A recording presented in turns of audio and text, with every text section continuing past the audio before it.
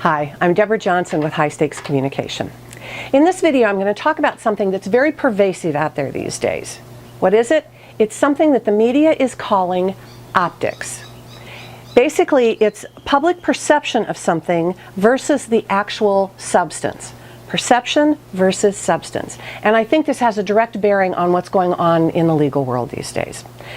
And it has to do with decision making. So what's going on, as you know, is that there's just this tsunami, this bombardment of information and data that comes at us all the time. They say that we get hit by 11 million pieces of data, bits of data in a second.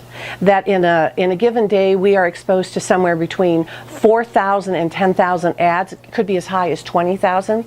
So in this wave after wave after wave of data that assaults us all the time, what is our brain doing with it? Well, it's really packing all that stuff down, and this is what has to do with your case. I'm going to come around and talk about that in just a second. But with all of this, what your brain does, it's built for efficiency. It's built for condensing things. So you perceive something, your brain grabs it, it's going to glance at it, and then it's going to file it.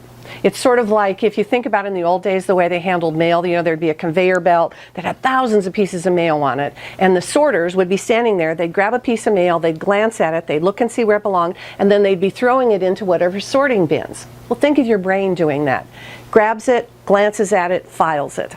There's just not a lot of time for thought, not when there are 11 million bits every second and 10,000 messages a day.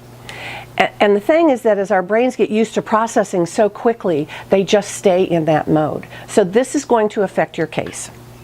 This is part one of an article that I wrote for Attorney at Law magazine. In the second part, I'm going to talk to you about what to do about it, how you can apply some of these principles to your case. So if you'd like to read the whole article, there's a little link right down here. You can do that. If you'd like a consultation on your next case, give me a call. Phone number's coming up here in just a second. I would love to be able to talk to you and help you with your next case. Thanks.